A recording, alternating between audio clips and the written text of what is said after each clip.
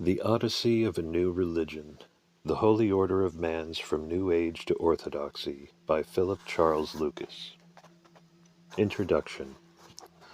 The new religious movements, NRMs, that emerged in America during the 1960s and 1970s have offered historians and sociologists of religion a significant opportunity to study the ways religious communities create and elaborate their innovative subcultures and worldviews, and struggle to maintain a coherent identity in rapidly changing cultural conditions. Using methods ranging from participant observation to oral interviews and sources that include audio and video recordings, ephemeral literature such as brochures and handbills, private correspondence, board minutes, movements publications, and media accounts, scholars can now create thickly described and subtly nuanced portrayals of late 20th century America's new religious communities. The present work examines the work of one such community, the Holy Order of Mans.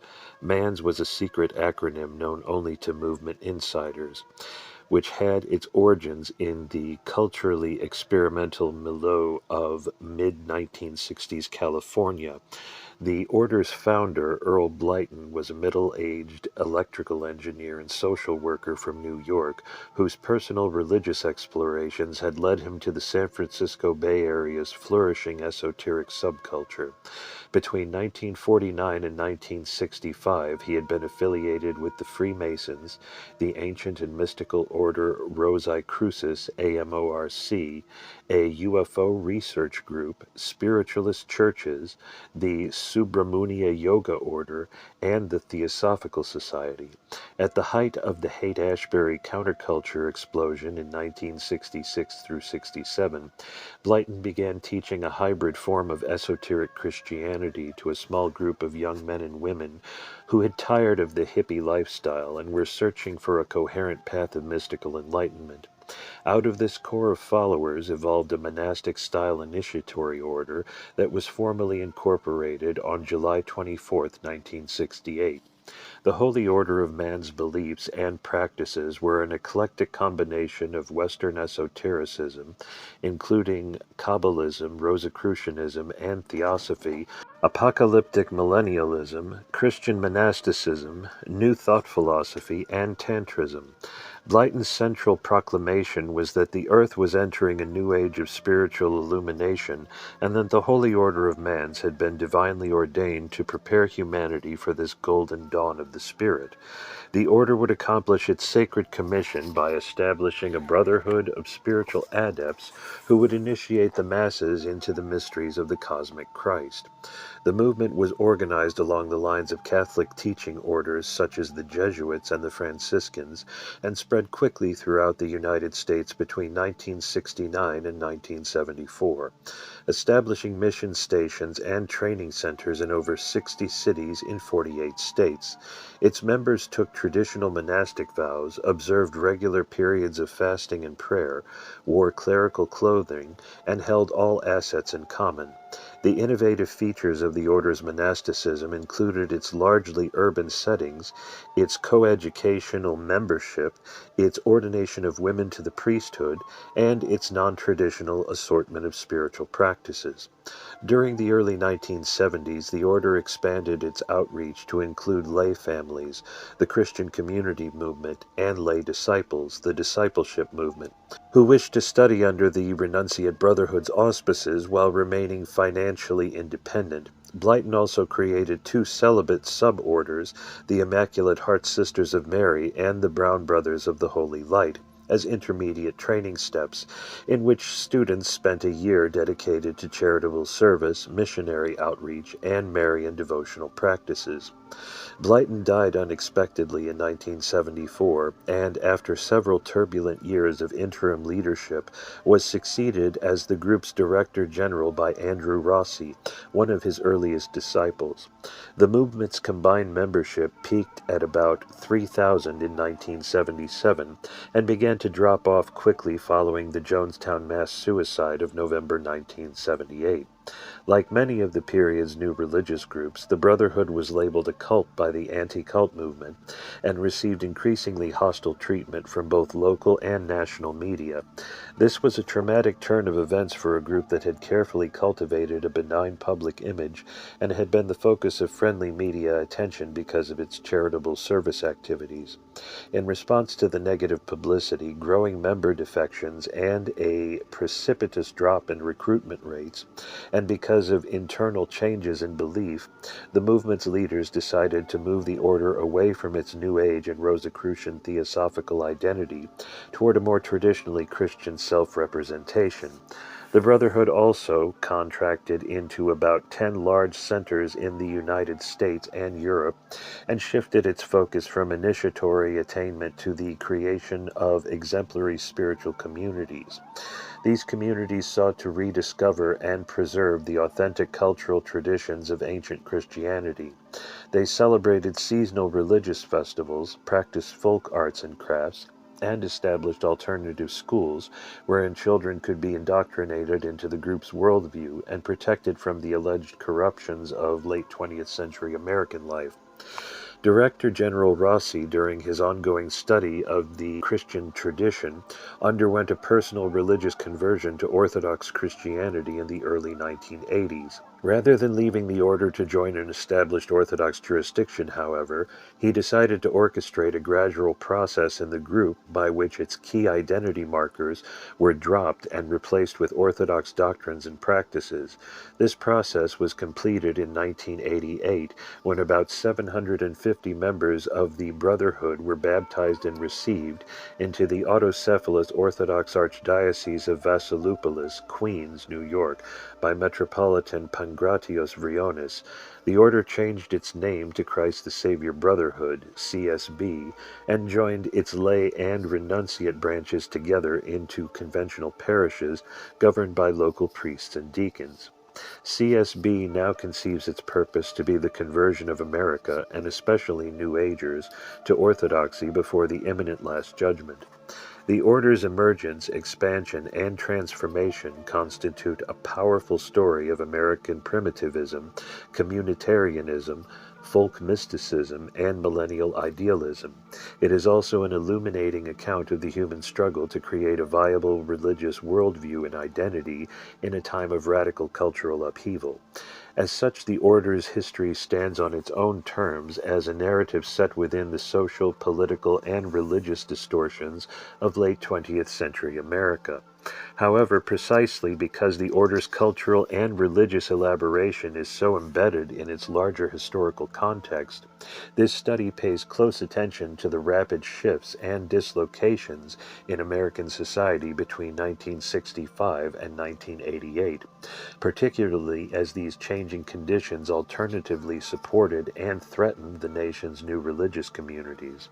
The order's story is thus not only the account of a new religious movement and of the persons who dedicated their lives to furthering its millennial mission, it is also, in a larger sense, an interpretation and analysis of the American religious environment during the emerging postmodern era.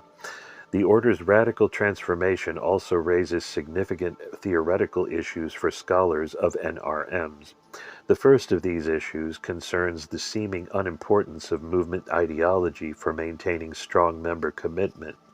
In the Holy Order of Mans, Blyton's non-traditional, apolitical, non-dogmatic, ecumenical, and theosophical value orientations were gradually replaced by a value system that embraced Orthodox Christian dogmas as a protection against spiritual delusion, that supported polemics against contemporary social and political practices, and that condemned both Western esotericism and Christian ecumenism. Surprisingly, the movement managed to retain a large number of its adherents, even as it underwent these radical shifts of values and ideology. The question that this raises is whether, as the late sociologist Roy Wallace suggested, conversion to NRMs is more a conversion to a quality of life and social relationships, an effective community, than it is to a conversion to a doctrine or worldview. A related issue involves the extent to which NRMs can jettison the ideals and teachings of their founder and still remain viable institutions. Theorists such as Rodney Stark, for instance, argue that successful new religions do not abandon their original cultural content when confronted with pressures to accommodate themselves to their larger social environment. Hence, an important concern throughout this study will be to discern the ways in which the order attempted to retain a particular character and identity despite its repeated facelifts and accommodations to religious and social norms. A third issue raised by the order's history concerns the factors that contribute to change in NRMs. Are these factors chiefly internal ones, such as a sudden increase in the number of marriages and children, power struggles between opposing factions, and the desire of leadership for worldly status? Or are these factors largely external in origin, such as the pressure to conform to norms of religious discourse, the loss of a recruitment base, and the shift in a society's religious ecology from tolerant to hostile? A corollary issue concerns the processes by which NRMs continually reinvent themselves as they respond to the unprecedented challenges of postmodernity. Within these cultural conditions, the stories or meta-narratives on which new religions base the authority of their truth claims have widely been perceived as socially constructed discourses. In other words, they are seen to be grand narratives constructed by movement leaders for strategic purposes, not the least of which are to build a committed membership and to gain a strong public voice in the societal struggle for moral hegemony.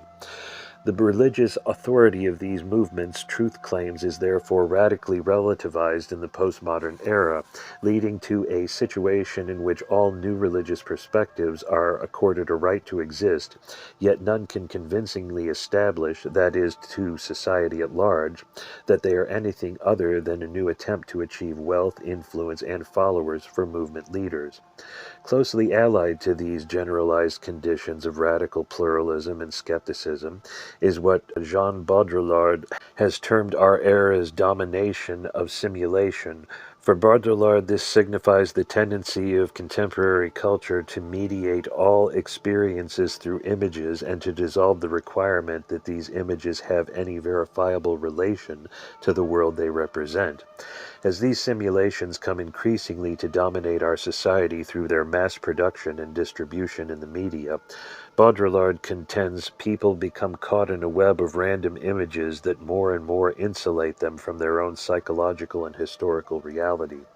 Both of these cultural conditions arguably create an imperative for NRMs to craft convincing public images of themselves, whether these images conform to the reality of the group or not, in order to attract new members and to combat the negative images of them produced by antagonistic religious and social institutions. In a world in which social and political power is exercised most effectively by those who are masters of the image, NRMs are tempted to create sophisticated image manufacturing apparatuses. Such apparatuses can, through printed media, video, and audio tapes and ceremonials, quickly refashion an outmoded public image so that a group is able to maintain its social acceptability and its access to resources and recruits. They can also be used to alter the membership's own perception of the movement by, for instance, subtly redefining the group's animating mythos and sense of mission. The problem this creates for new religions is that in their continual scramble to craft a usable public image, confusion may develop within the membership as to which image represents reality. In other words, it is extremely difficult for a movement to project one image of itself to the general public and to maintain a different self-image within its own ranks. The resulting confusion of identity can have disastrous consequences for group cohesiveness and commitment, which are often based on a shared self-representation and sense of purpose.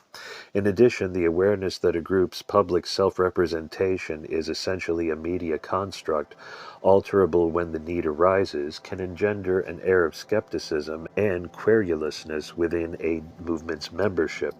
Put simply, the group can become aware that it is creating itself as it goes along. This awareness must surely have an undermining influence on the foundationalist and essentialist positions most NRMs attempt to maintain within their own ranks. The question all of this raises for the present study is whether the Holy Order of Mans, after developing a sophisticated image-making capability, became so entangled in its production of images that it undercut the cohesiveness, authenticity, and legitimacy of its own identity and worldview. Still another issue of importance concerns the ways in which NRMs, which often proclaim their differences from and superiority to the larger society, nevertheless reflect the prevailing trends of that society. This issue has a direct bearing on the degree of cultural embeddedness of new religious forms, or the degree to which these movements are shaped by their particular historical and cultural environments. In the case of the Holy Order of Mans, the group's original beliefs and practices reflected the eclectic, experimental, and millenarian spirit of 1960s California. As the counterculture faded in the mid-1970s and the nation witnessed a renewal of evangelical Christianity, the order began to drop its non-Christian teachings and to preach the path of normative Christian discipleship. With the election of a conservative president in 1970 and the rise of the new Christian right, religious innovation of all kinds became suspect. It was during this period that the Brotherhood found its new identity as the defender of Christian orthodoxy and the upholder of traditional values. These developments suggest that in spite of its self-image as an anti-modern body of religious reformers, the order maintained important congruencies with its surrounding culture. The extent of these congruencies and their significance for the understanding of the cultural role of NRMs will constitute another line of inquiry in this study. A further issue of significance raised by the order's history concerns the processes by which new religions emerge from a particular cultural environment, appropriate original combinations of extant religious ideas and practices, and attempt to elaborate a viable religious system and community. Major theorists of these processes, including Stark, Wallace, and William Bainbridge, posit stages of growth beginning typically with an individual prophet or founder who breaks away from conventional churches and starts to formulate a new religious worldview. This charismatic leader then gathers a small group of students who find that the prophet's religious vision offers them a meaningful way of life as well as privileged access to sacred realms. Over time, these students create institutional structures designed to promote their leader's developing religious system and to provide a safe, supportive community wherein members can live according to the guidelines of this system. If these structures are well designed, they enable the group to survive the death of its founder and to routinize this charismatic authority by transferring it to the ranks and offices of the organization itself. From this point on, these theorists contend the group's new leaders seek to preserve the movement's viability by making tactical accommodations to the surrounding culture and by refining the group's worldview so that it continues to order members' lives in meaningful ways. This study, which investigates the emergence, growth, and transformation of the Holy Order of Mans during its founding generation, provides scholars of NRMs with a paradigmatic example of just how these processes operate in the late 20th century. By tracing the order's development from its embryonic beginnings on San Francisco's Market Street in 1966 to its culmination in 1988 when the Brotherhood merged with an Orthodox jurisdiction, I hope to disclose and analyze the complex stages through which one such movement passed during its growth to maturity. Far from recounting the romanticized story of a prophet who articulated a religious vision in toto to his followers and then led his movement on an inevitable trajectory of success, this narrative will unveil the tensions, ambiguities, and radical changes, of course, that characterize the order's early history. Indeed, it will be argued most NRMs in their founding generation are highly fluid and contingent institutional phenomena. This is particularly true in such dimensions as doctrine, leadership, sense of mission, public image, and profile of recruits. This narrative also focuses on the Brotherhood's sophisticated level of planning and creativity as it elaborated its doctrines, rituals, offices, myths of origin, festal calendars, gender roles, and educational structures. The cultural innovativeness and expressiveness of NRMs have been undernoticed by scholars, and this work's focus on the theme is meant to support the contentions of sociologists Edward Tiryakian, Thomas Robbins, and David Bromley that NRMs are laboratories of cultural experimentation. This perspective envisions new religious communities as creators of protected spaces wherein small groups of like-minded reformers can innovate solutions to pressing societal problems. If the experiments prove successful, Tiryakian posits they are often adopted by the larger culture. Philip Hammond advances a similar sociological view, claiming that the new religions of the 1960s have provided an avenue for the innovations of the period's counterculture to take root and find expression in the American mainstream. In the Order's case, its experiments with the ordination of women, its attempt to articulate a Christian ethic of ecology, its pioneering of women's shelters and homeschooling cooperatives, and its search for a form of mysticism rooted in ancient Christianity can all be viewed as congruent with, if not the forerunners of, similar trends in late 20th century American religion and society. Related to this issue is the question of whether the Order's history is simply a variation on the long-observed tendencies of sect and cult-like groups to change over time from independent, unconventional communities to normalized denominational churches. Taken at face value, the history of the Order would seem to lend credibility to the theories of H. Richard Niebuhr, Liston Pope, and Stark regarding this process of conventionalization in NRMs. A final issue raised by this study concerns the effect on individual members of the sudden shifts taken by the NRMs during their founding generation. In the case of the Order, a relatively constant number of members defected with the announcement of each change or departure from past practice. Some of these ex-members attempted to recreate the Order in new settings according to the vision of the movement they held sacred. Other ex-members joined mainstream institutions and sought to integrate their Order experiences within their new professional roles. At the same time, a sizable part of the membership remained loyal to the Brotherhood throughout its long journey, making the necessary psychological adjustments to maintain a personal commitment to the group's current goals.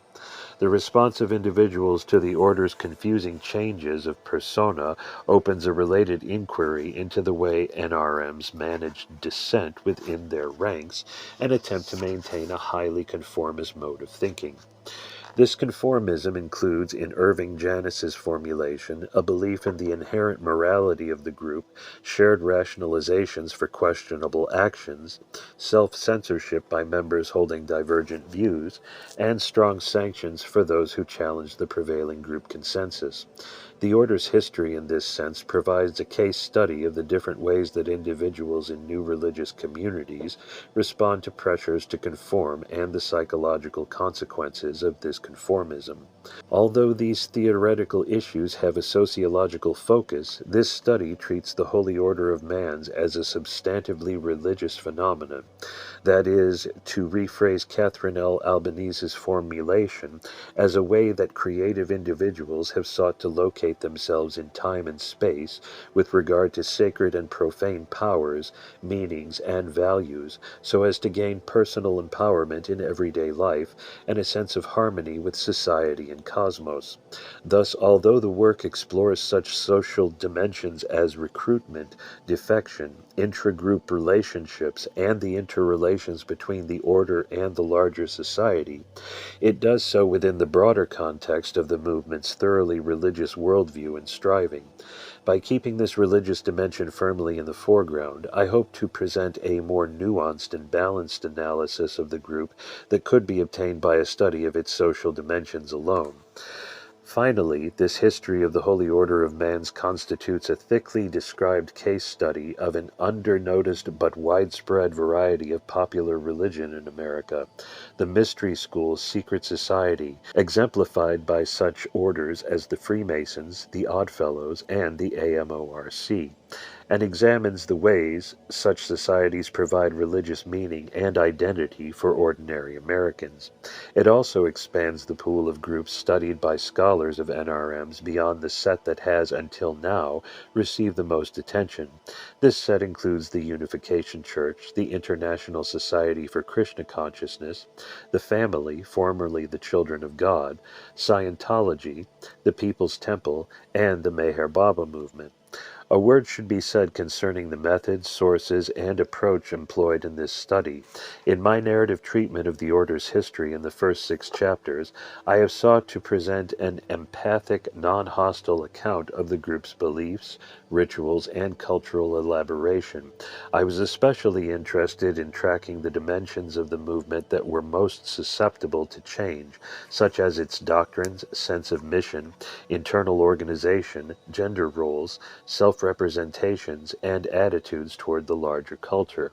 Although I engage in some interpretive analysis as I go, it is only after presenting such a thickly described history that I attempt a thoroughly comprehensive analysis of the Brotherhood's transformation in a concluding chapter. In crafting the study in this manner, I am following the phenomenological dictum of Mircea Eliade, who wrote, "There is indeed only one way of understanding a cultural phenomenon which is alien to one's own ideological pattern, and that is to place oneself at its very center, and from there track down all the values that radiate from it. Before we proceed to judge it, we must fully understand it and become imbued, as it were, with its ideology, whatever form it may take, myth, symbol, rite, social attitude. Through oral interviews with present and former members, and through copious use of the Order's teachings, publications, and private correspondence, I have attempted to paint such a phenomenological portrait of the group's religious worldview and system of practices. I have also used these materials to convey a sense of the tangible experiences of individual members, as well as these members' changing conceptions of the Brotherhood's mission and identity. Once these acts of thick description and historical narrative are completed, I begin my concluding interpretation and analysis using theoretical perspectives from the sociology of religion and from postmodern cultural criticism. My methods were similar in some ways to those employed by William Bainbridge in his work on The Process, a psychotherapeutic cult movement of the 1960s and 1970s. Like Bainbridge, I became acquainted with the Order over an extended period of time, participated in some of its ceremonies and classes, and became friends with several of its members and ex-members. The idea of writing a history of the movement emerged gradually between my first contact in 1976 and 1985 as I watched the Brotherhood undergo its rapid metamorphosis. This change both fascinated and perplexed me, and I hoped that by writing a comprehensive history I might come to understand its causes and deeper significance. My participant observation occurred over a wide geographical area and included renunciate centers and Christian communities in the Midwest, the East, the West, and in Northern Europe. This method of episodic participation helped sensitize me to subtle changes in the Order over time and to internal conflicts, factionalization, and regional differences. It also greatly aided my attempt to gain insight into the way members perceived reality. Although I was never a member of the Renunciate Brotherhood, I did express a genuine interest in its teachings and service work during both its New Age and Orthodox phases, and participated in the group's lay organizations intermittently between 1978 and 1986. This non-hostile stance allowed me access to a number of important documents that were customarily kept out of the hands of non-members. Some of these included the minutes of board and esoteric council meetings, where crucial issues dealing with the group's metamorphosis were discussed, membership records, which are often very hard to obtain for NRMs, copies of the group's internal communications organs, private correspondence between the group's leaders and Orthodox bishops, the transcripts of Earl Blyton's lectures, sermons, and alleged revelations, secret manuals of initiation and priestly training, financial records, and ephemeral literature such as posters, leaflets, brochures, and announcements. Most of these primary sources are now part of the permanent collection of the Institute for the Study of American Religion in Santa Barbara, California. I also investigated the histories of other NRMs in the 1960s and 1970s. See the bibliography in order to find relevant comparative information and to maintain a larger cultural perspective. This study also employs an extensive number of first-person oral interviews with past and present members of the Brotherhood. The task of locating interviewees was facilitated by the fact that both members and ex-members maintain networks of contact throughout the United States and Europe. Once I was introduced to a person in one of these networks, I was often given another person's phone number or address and provided with an introduction. This allowed me to penetrate fairly deeply into these networks and thereby gain a diverse sampling of the Brotherhood's members and ex-members. This was important given the fact that ex-members often displayed a markedly hostile perspective on CSB and especially its leaders, while CSB loyalists often presented a highly prejudicial view of the movement's early years.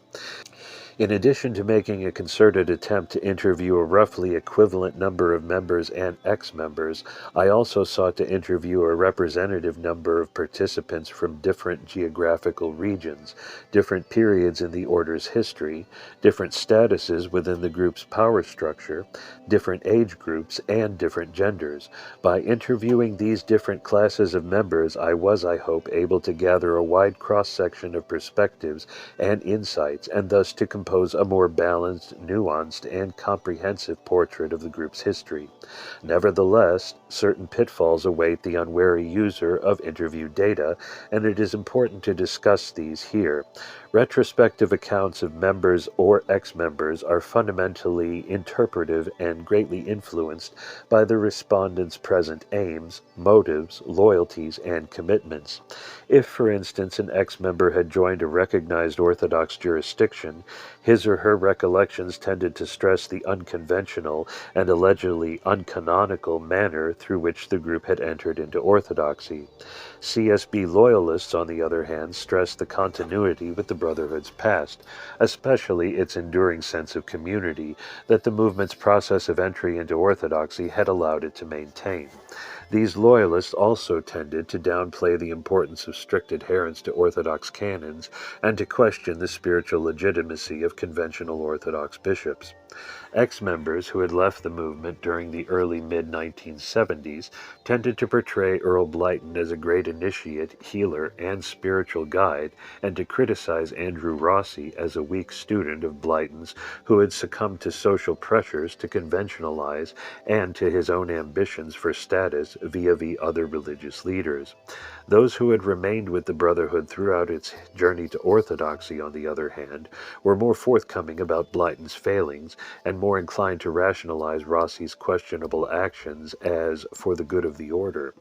In a similar vein, rank-and-file members and ex-members were more likely to criticize the group's leaders and to complain of unfair treatment at their hands. The leaders who were interviewed, on the other hand, stressed the challenges they faced in fashioning a coherent worldview and communal structure for the movement, and the failures of their underlings to carry out their directives responsibly. Ultimately, oral interviews are akin to storytelling in that they contain a strong element of performance and self-dramatization.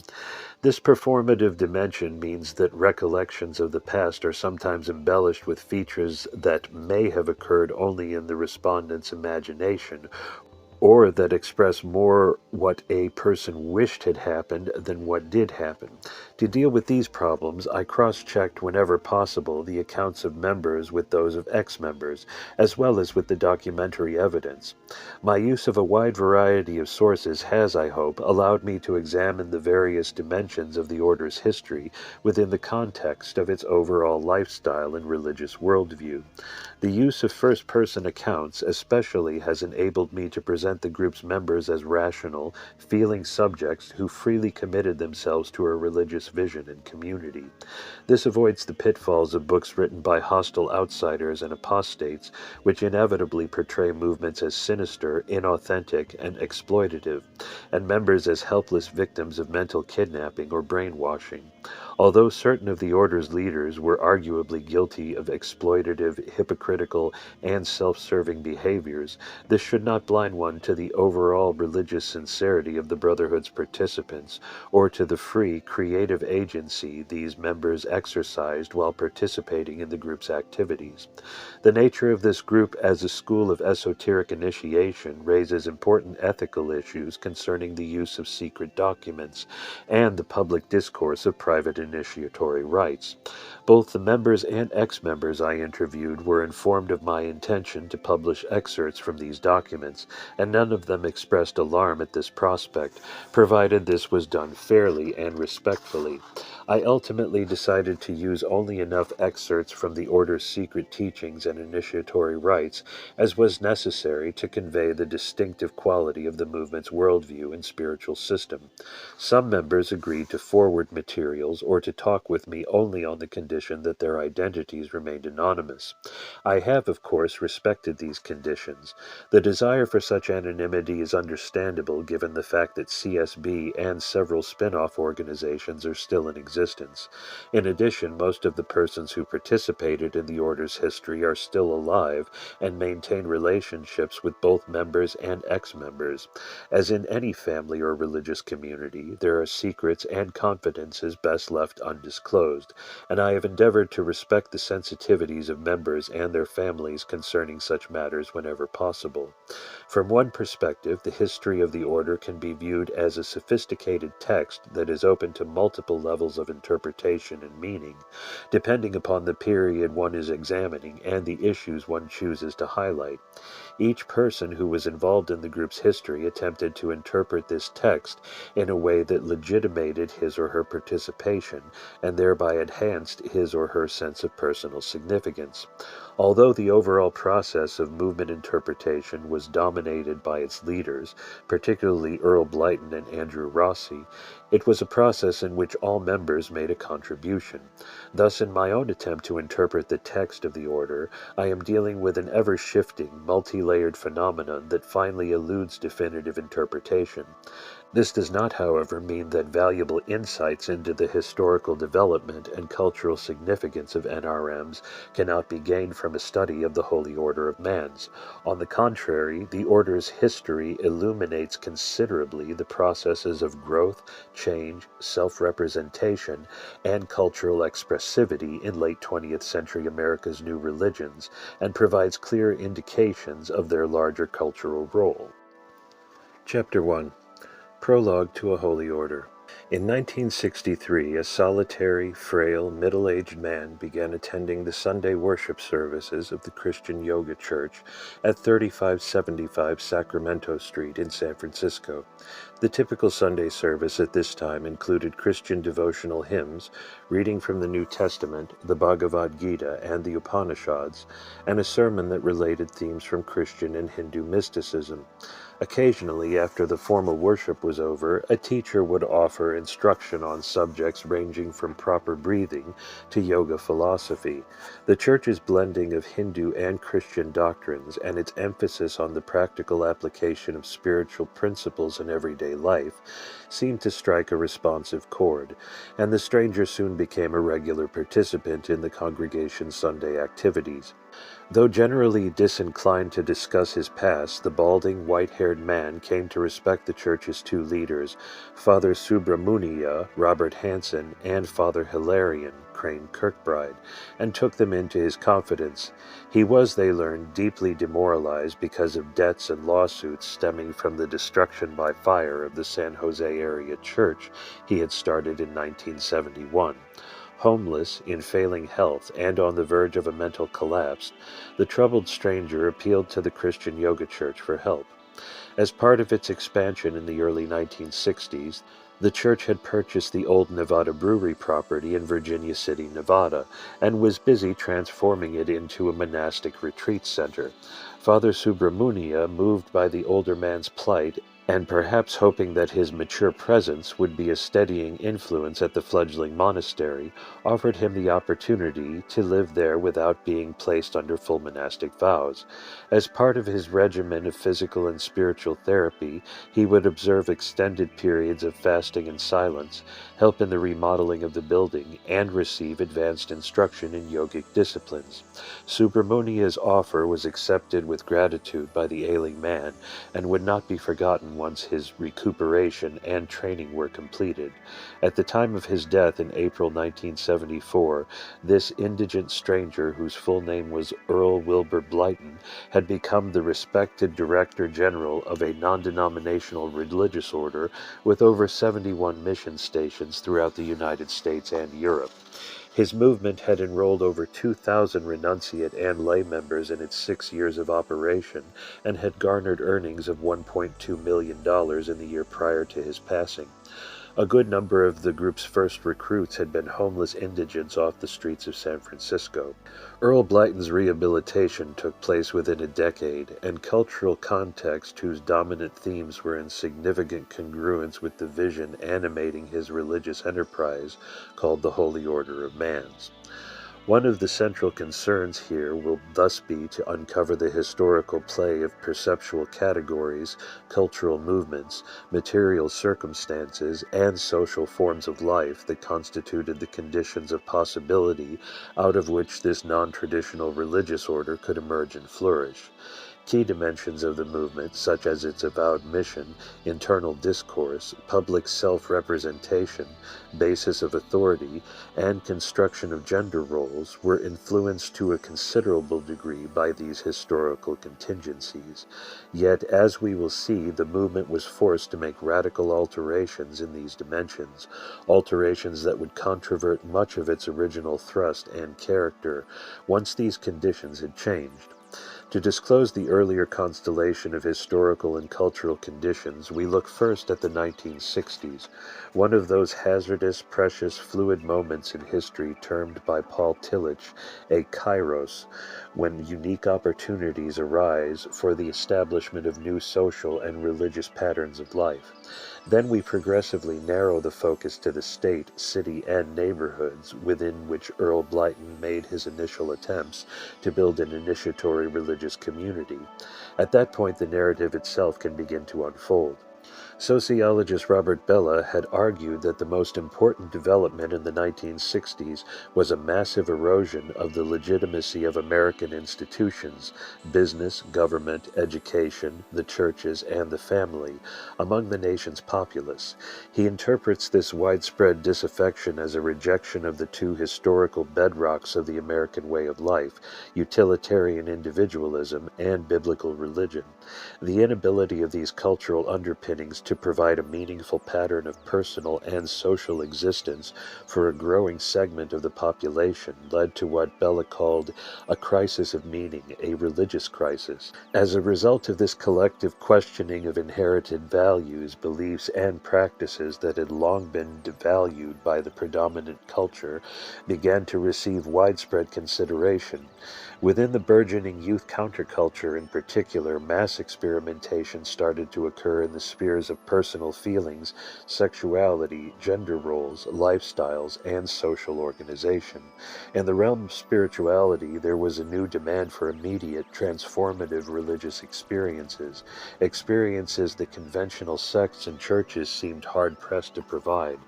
Interest in the more mystical and unconventional grids for understanding reality, what Robert Elwood has called emergent religion, flourished in this environment of cultural distortion.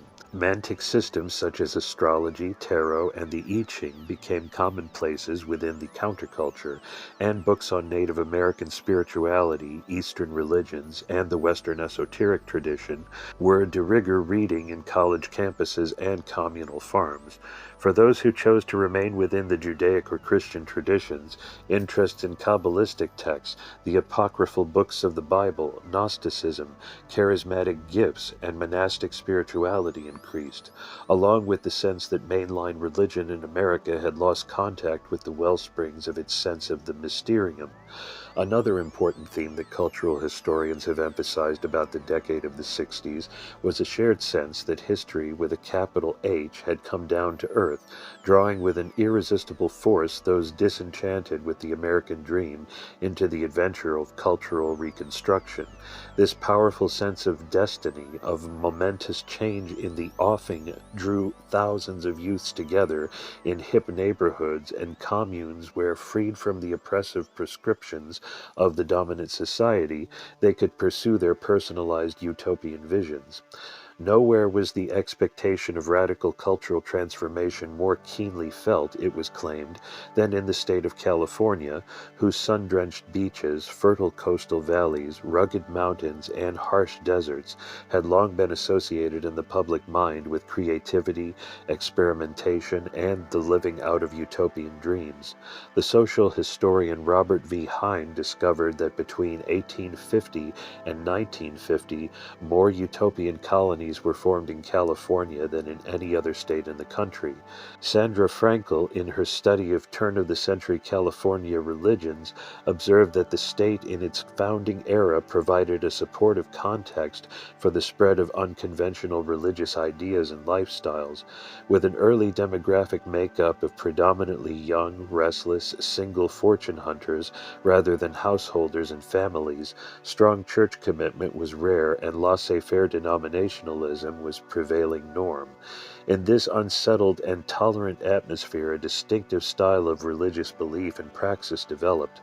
Frankel characterizes the main features of this style as belief in an impersonal divine principle more than a personal God, the cultivation of the inner person through study and contemplation, a desire for union with the divine, apoliticism, an approach to spirituality through rational and transrational perception, as opposed to devotionalism and piety, and a belief in the possibility of continuing spiritual progress even after death. A number of early California's prominent religious figures typified this more contemplative and impersonal style. They included the transcendentalist-influenced nature mystics Thomas Starr King and John Moyer, the liberal Congregationalist minister James M. Campbell of Los Angeles, who took a great interest in the mental hygienics of New Thought, Benjamin Fay Mills, a nationally known Protestant evangelist who became interested in theosophy and psychic powers after he moved to California, and Joseph P. Whitney, a Methodist doctor and co-founder of the Church of the Nazarene in Los Angeles, who rejected conventional Protestantism and created an independent religious system that advocated the unity of all religions and respect for the world's great spiritual teachers. Although the migration of families from the South and the Midwest during the 1930s and 1940s brought a more conservative evangelical strain to California's religious culture, the prevailing style of California religiosity, particularly in the northern part of the state, remained tolerant, innovative, eclectic, individualistic, mystical, and non-sectarian. The turning of national attention to California as an incubator of alternative lifestyles received a major impetus in 1947 when writer Mildred Brady published an article in Harper's on the Mecca for post-war bohemians, Big Sur, titled The New Cult of Sex and Anarchy. Brady's provocative essay began a recurring media fascination with the West Coast culture.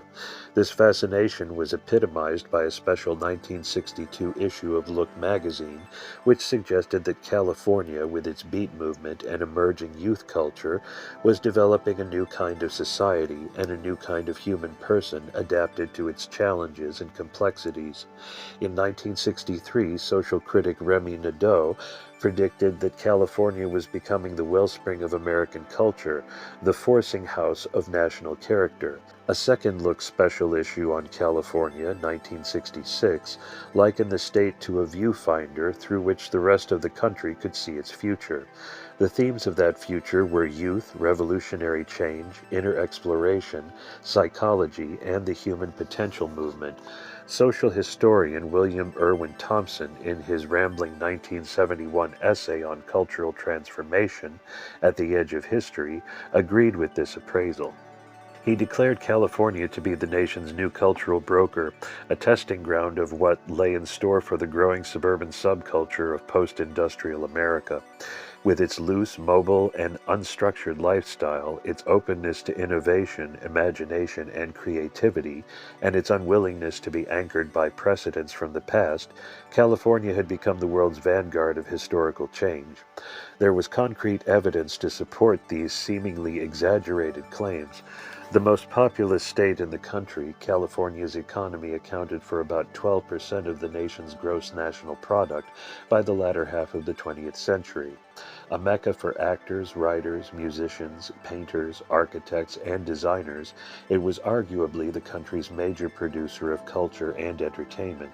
California was also a dominant center of scientific and technological research. Its plastics and software industries were in the forefront of the nation's slow transition from industrial to post-industrial society. Enriched with a diversity of immigrant subcultures, California had become a significant crossroads for Eastern and Western exchanges in business, science, religion, philosophy, art, and music. The state's mobile inhabitants, imbued with the fresh perspective common to immigrant populations, created a social context that lacked a prevailing consensus across a wide spectrum of cultural and ethical issues, and was therefore highly tolerant of alternative lifestyles, attitudes, and movements. This context was particularly conducive to religious innovation. As the research of Rodney Stark has shown, the unstable condition of the West Coast population has correlated since the 1920s with two measurable phenomena.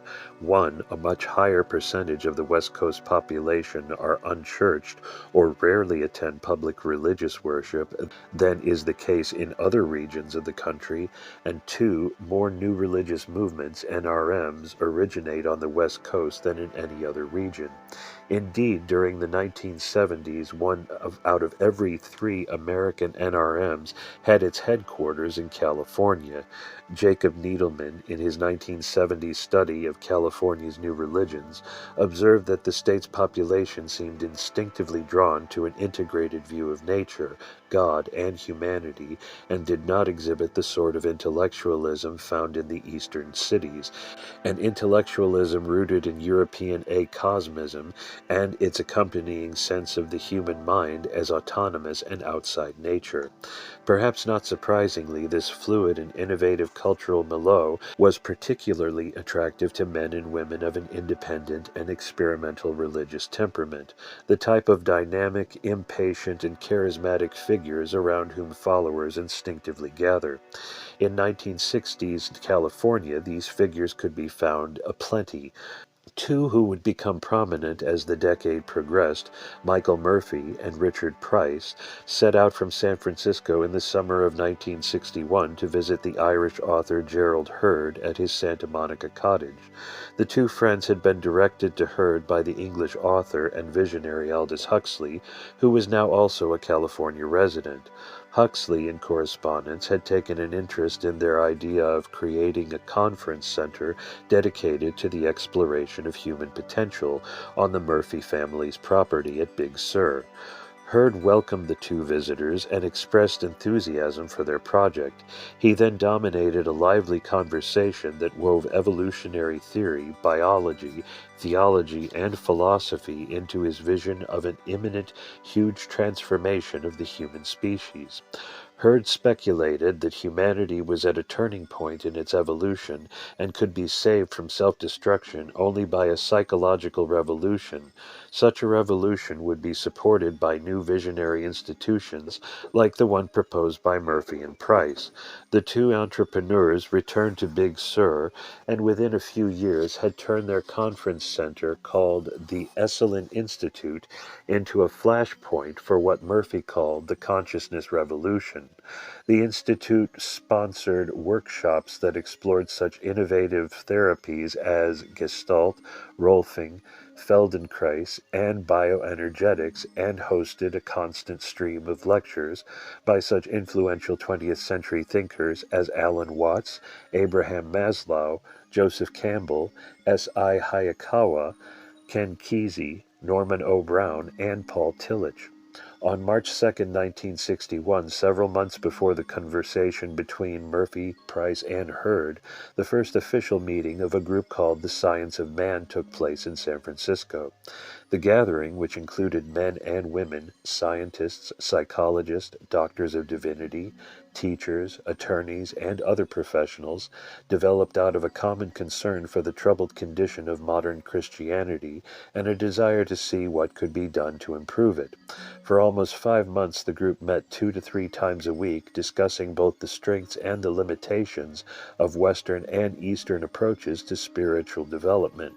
They agreed that the creation of a non-denominational movement uniting modern scientific thought, the New Testament, and the wisdom of the world's great teachers would provide a way to liberate Christianity from the dogmatism and sectarianism that had plagued it throughout its 2,000-year history. The Articles of Incorporation for the Science of Man Church were formally approved by its Board of Directors on June 27, 1961, in San Francisco, and filed in Sacramento on October 10, 1961. The church's main organizer, Earl Blyton, had moved to California in the late 1940s from Rochester, New York, where he had worked as an electrical engineer for the Hawkeye subsidiary of Eastman Kodak. He was known in the San Francisco Bay Area as a teacher and healer who gave occasional classes at the San Jose headquarters of the ancient and mystical order Rosicrucis, AMORC, the largest Rosicrucian organization in the country. Since Blyton's training with AMORC was to give a significant impact on his subsequent religious undertakings, it is important to disclose this order's self-understanding and central doctrines. Like its lineal ancestor, Freemasonry, AMORC, which was incorporated in February 1915 by H. Spencer Lewis, portrayed itself as a worldwide fraternal order that was unrelated to religious denominations or sects. The order maintained several temples around the country within which selected members underwent secret initiations, described in the group's literature as ritual performances intended to dramatically portray some principle or point of knowledge and ultimately to bring the student into cosmic consciousness. Most of the organization's members never saw these temples and underwent their training through a graded correspondence course in which they were guided through various levels of self-initiation by class masters. Through its extensive advertising and numerous publications, AMORC had played a significant role in the spread of Western esotericism and mysticism to ordinary Americans during the 20th century. The group's correspondence course was a distillation in modern idiom of the doctrines and disciplines of selected Western and Eastern esoteric traditions. This distillation included strands of Pythagoreanism, Neoplatonism, Hermeticism, alchemy, Kabbalism, Swedenborgianism, Tantrism, yoga, and Tibetan Buddhism. The teachings were framed within a distinctive Rosicrucian version of world history, the story of light, which portrayed the great thinkers and spiritual masters of the past as emissaries from the Great White Brotherhood. According to AMORC, this hidden body of spiritually advanced men and women was intimately involved in furthering humanity's moral and spiritual development. The Brotherhood accomplished its mission by establishing esoteric schools that worked behind the scenes to train the world's emerging religious, political, and intellectual leaders. Students nearing the completion of their AMORC lessons were told that they were ready to enter the Rosicrucian branch of this invisible hierarchy. The idea of an elite international order of initiates that orchestrated important advancements in science, politics, and religion had been promoted during the late 19th century by the Theosophical movement of H.P. Blavatsky and had become a foundational premise for a number of initiatory orders and fraternities in America during the 20th century. There were two other aspects of AMORC's teachings that became important for Blyton's later work. The first was its adaptation of the new thought conception of two selves in the human person, the inner subconscious self, seen as an extension of the great cosmic mind, and the conscious outer personality. The principal portion of AMORC's spiritual exercises was designed to awaken and refine the outer personality's ability to receive intuitive wisdom from its inner self. Becoming alert to these intuitive promptings was seen as the first step in learning to develop inherent psychic abilities that could help the student master material conditions. The exercises themselves included training in mental concentration, affirmation, and visualization.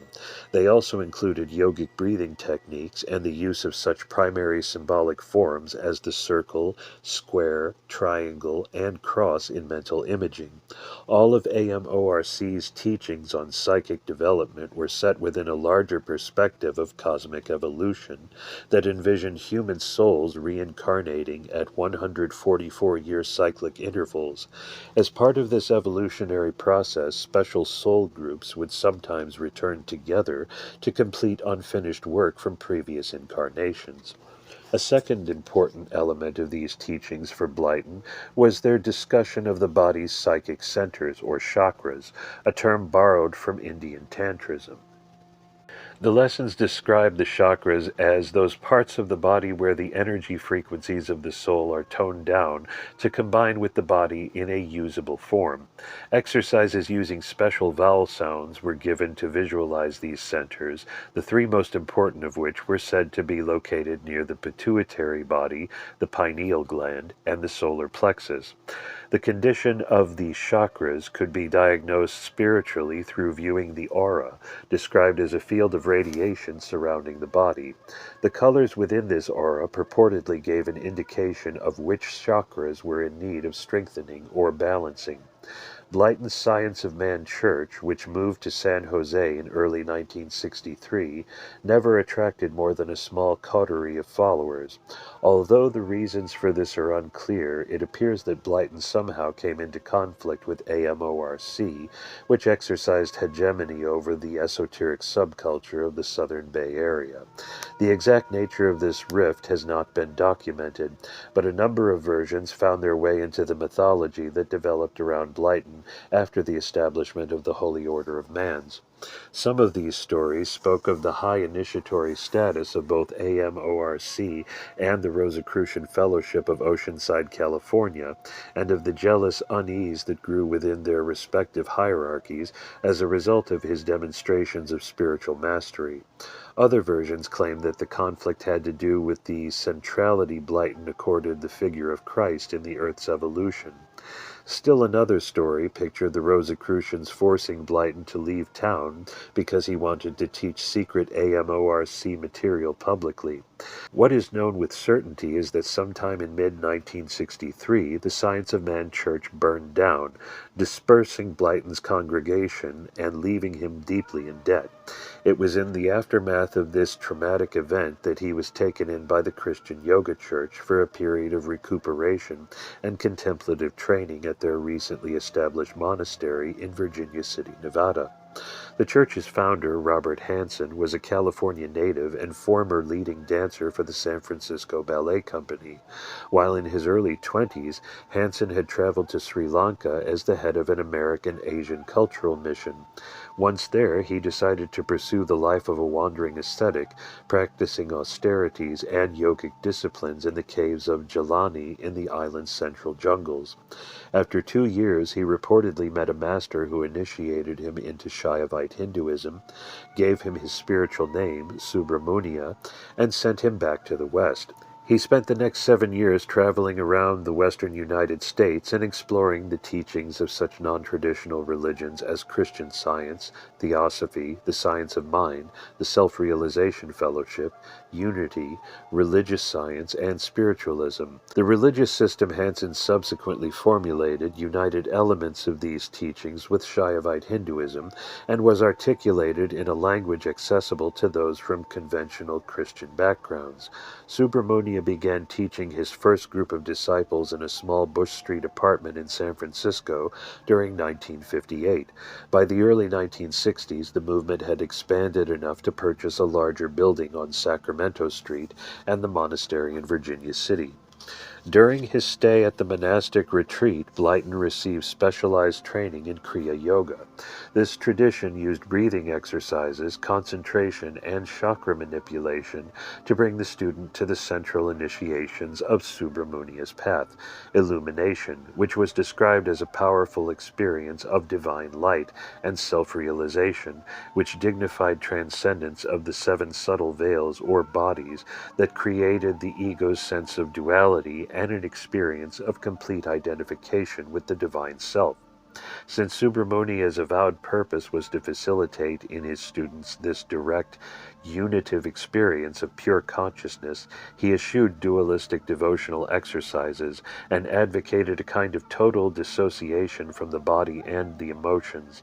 Blyton practiced these exercises with diligence and apparent success, according to Father Hilarion, the monastery's abbot, who encouraged him to write about his spiritual awakening in the movement's news organ, The Christian Yoga World.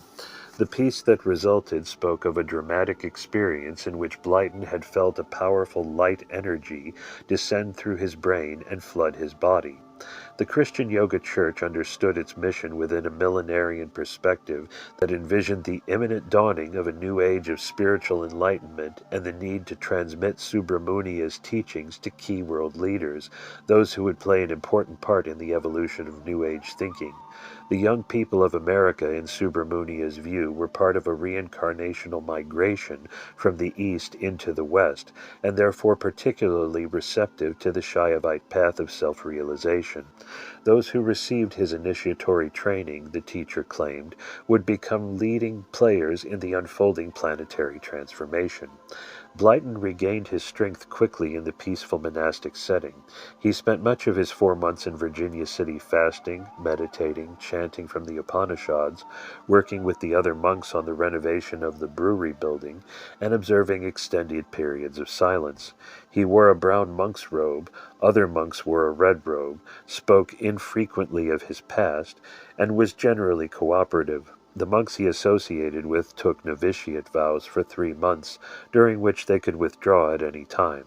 If they took final vows, they dedicated themselves to a life of celibacy, poverty, humility, and obedience, and were given a Sanskrit name.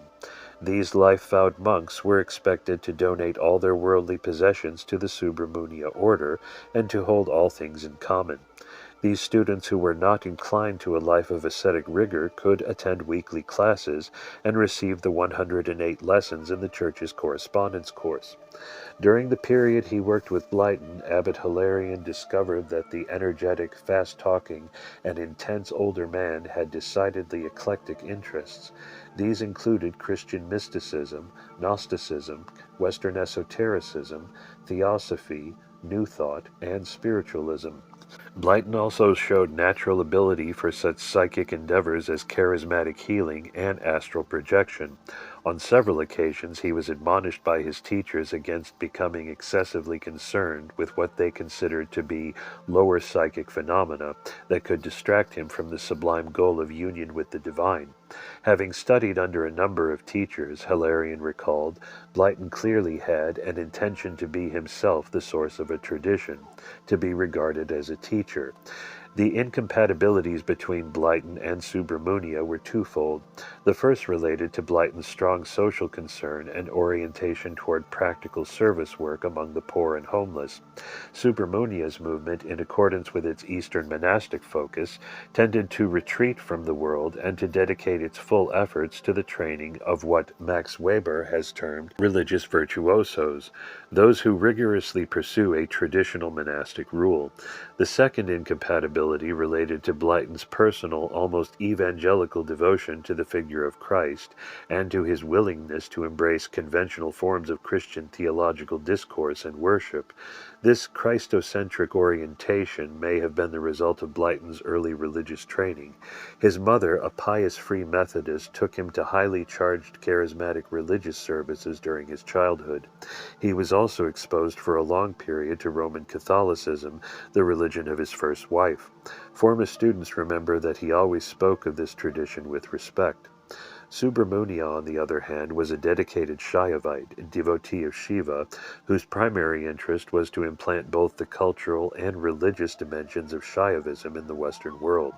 The movement's naming of its early fellowship, the Christian Yoga Church, its integration of the New Testament and Christian devotional hymns into its public services, and its celebration of Christmas and Easter as part of an annual festal calendar, were all Subramunia's way of making Shaivism palatable to Christian Americans. In his interpretation, the Christian mythos was given a Shaivite reading. Christ was the divine consciousness inherent in every being, and the ascension was the Kundalini serpent power rising in every disciple. Subramunia's path, according to a close aide, made no attempt to develop any form of devotional relationship to the living Christ as an authentic phenomenon. Blyton left the Virginia City Monastery in mid-1964 and returned to San Francisco. He found employment as an electrical engineer and took intermittent leaves to devote himself to religious and charitable work.